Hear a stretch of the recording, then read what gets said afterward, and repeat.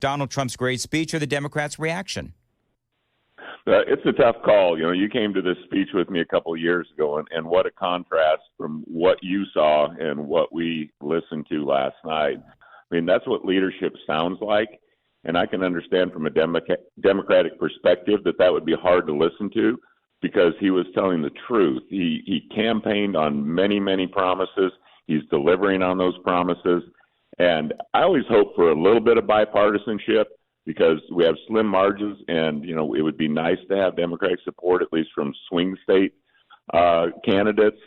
And there was just none. It didn't matter if it was a child with brain cancer, if it was a murdered daughter's family, whatever the case, those guys were glued to their seats in a way I've never seen in all the State of the Unions I've been to.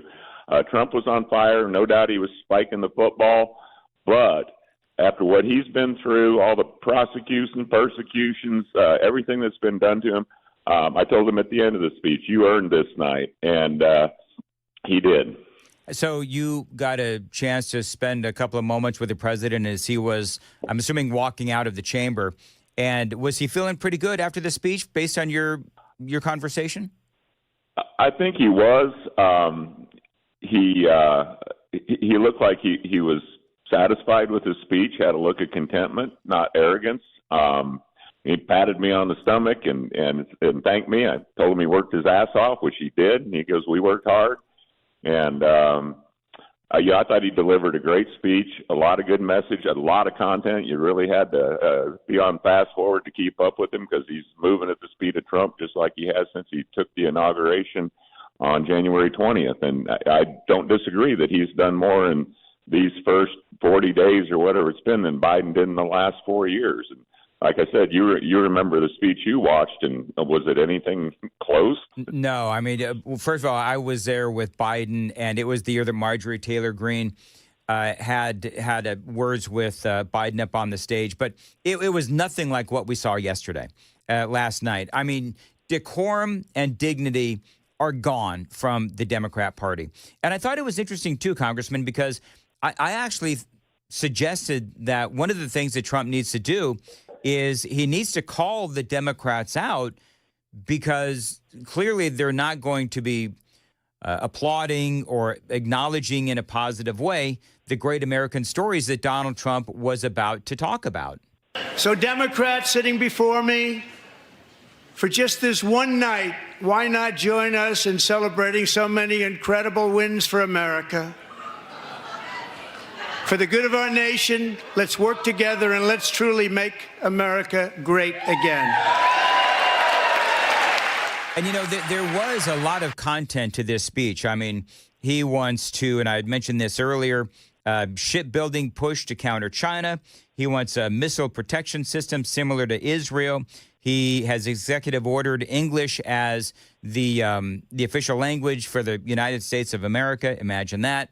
So he came out with a lot of policy. He talked about past policy. He spoke about what he wants to do moving forward. He's got 4 years. He's got, you know, a year and 9-10 months before the midterm elections. What was your favorite takeaway from a content or an idea or a policy standpoint? Yeah, there's so many. I could name it, because one, you look at what he ran on, and he's already accomplished a number of things. People forget in 2017 ISIS had taken over the Middle East and he was going to destroy ISIS. Well, he did, and he did it very fast. He closed the border even faster. 6,500 coming in a day under Biden, down under like 250 a day now. And it's not because he sent troops to the border. It's not because we have all the new technology down there. It's not because he finished the wall. It's because he said the country's no longer open. He just flipped a switch and it stopped. And it just contrasts with what Biden's open border policy was, where Mayorkas is saying the border is secure, or Kamala, the borders or czar, is saying the border is secure. And obviously their strategy was what it was. It was to get as many people in here and hope to convert Democratic voters in the future. And so, I think that his plan to deal with even Ukraine, that was the one thing that the Democrats applauded for, was that we'd spent all this money in Ukraine, and they all agree it's a winless war, so we've got to make peace.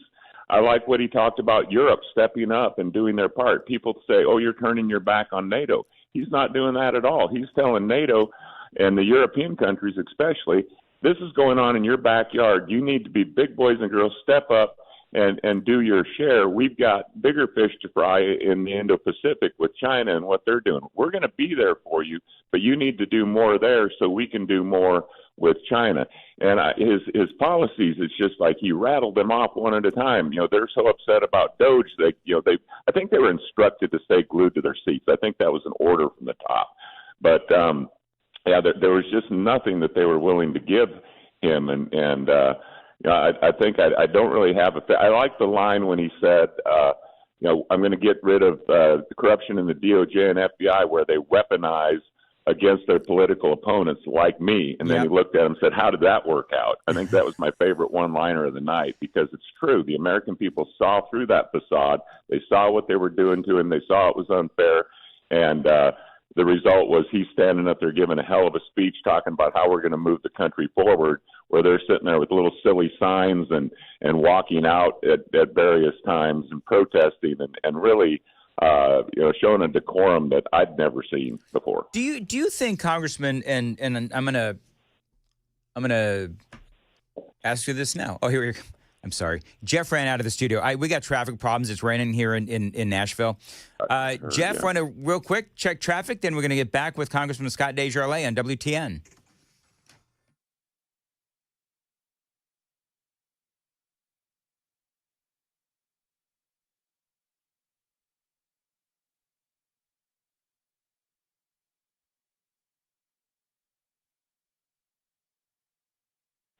Thank you very much. As far as your weather today, we've got, it's raining now, I believe, and we've got wind and rain all day.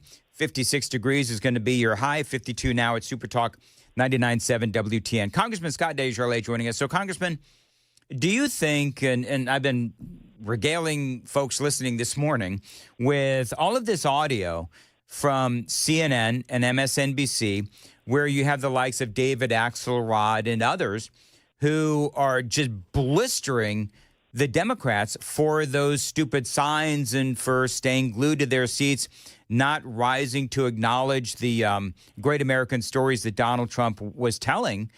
And I think that the Democrats may be waking up this morning and they may realize that they just shanked it last night and they may have some regret as to how they handled it. Yeah, I mean, whether it was Obama, whether it was Biden, there was always something in there that I could support. Sometimes not a lot, but if there was, we stood up, we applauded our military, we applauded fallen police officers. There's things that should unite everyone, and the fact that they refused was just obsolescence. They were. I think it was a directive, but you're right. The liberal news outlets were also embarrassed of their behavior. And, I think Al Green wanted to be thrown out. Obviously, he stood there and defied and wanted to teach. So he got what he wanted. He wanted to be hauled out of there. He's probably trying to raise money on it now. But, it's interesting. You get comments. We put a post up last night on social media, and generally, it's we call them trolls, keyboard warriors, whatever. They tear you up. But I had more positive responses about people that were proud of this president and what he did. My sister, Tammy, from Sturgis, South Dakota, is listening to the show today. I mean, from around the country, I've been getting people just commenting about what a great job and how proud they were to be an American again. And I've been here a while, and I don't think I've ever had the sense, before last night's speech, I don't think I've had the sense of optimism about the ability to get things done and move this country in the right direction than I have right now. And that's a good feeling. I would love for some of the Democrats to join us because it's about their futures too. It's not always a Democrat or Republican issue. It's about doing the right thing. And Trump had a vision for bringing costs down, for cutting waste. Elon Musk is going to meet with us all tonight. And, he's not going to get everything right, but he's finding a lot of things that we all know goes on in government. There's corruption, there's waste, there's fraud, there's abuse. And why would anybody be opposed to getting rid of that? This is going to be a big process to turn this country around, to reduce our debt, and we're all in it together. It's going to impact you at some point. It's going to impact me. It's going to impact all of us. We may have to pay a little more for some goods while we transition manufacturing back to this country and away from China. But everybody voted for this, and I don't think it's going to be easy. It's a hard thing to do because it's so far off the rails. But if we will stick together and follow this vision and follow this plan and follow what we voted for, we're going to see better times ahead. We're going to see a stronger military. We're already way stronger on the national stage than we were. I don't think people took us serious at all. But he gave us that vision last night, and he's not just talking, he's doing it. We can see the results already. So a couple of things real quick. Number one, last night there were rumors and reports that Zelensky was ready to sign the mineral deal. Sounds like that may be happening at some point. At least he's ready to come back to Washington. So there is that, but then there's an interview that he has done to, I guess it's Italian media, where he's saying that he's not going to make any concessions to Vladimir Putin. So I don't know where Trump needs to go or what he needs to do with Zelensky. He's already, of course, paused the funding for the Ukraine war. What do you think from your perspective is going to be next? Okay, well, that was news to all of us in real time when he read the letter from Zelensky. I'm sure you caught last week where Senator Murphy, I think it was, had Zelensky in his office just minutes before he went to the White House to meet with Trump, told him not to listen to Trump. Trump's crazy. Yep. That don't take this deal, it's bad. So the well was poisoned before he walked into the White House. So I think he walked in very confused. The guy's got to be under a tremendous amount of stress for what he's been through. The number of lives lost on both sides is tremendous. They're a small country fighting a superpower. And so I think he was given bad advice. And if the letter's real, I hope it is. We've got to get to the negotiating table. The amount of money that we poured into another endless war that's not even our war. I mean, yes, I get trying to preserve the democracy and hold back Russian aggression, but everyone agrees they cannot beat Russia in the long run.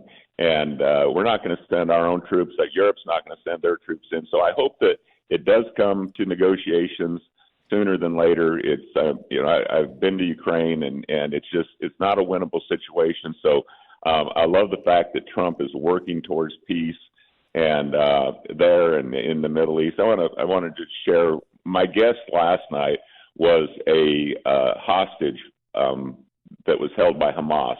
She and her husband, Aviva Siegel and Keith Siegel, he was held for over 400 days. She was held for 51 days.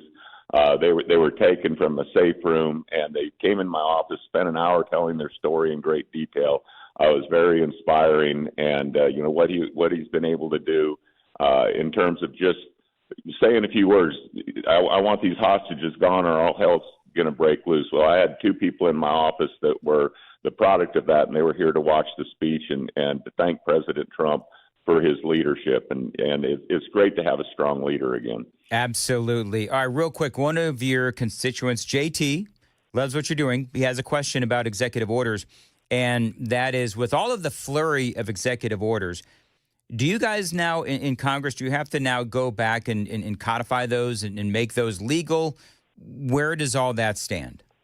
It's better if we do, because an executive order can be undone. Obama started this with his pen and his phone and told us elections had consequences, and that rubbed us the wrong way. But he was right; they did, and he did what he wanted to do. And so, executive orders can be undone by a next administration. So, us codifying them in law is much better. The men and women's sports, the Democrats couldn't stand up for that.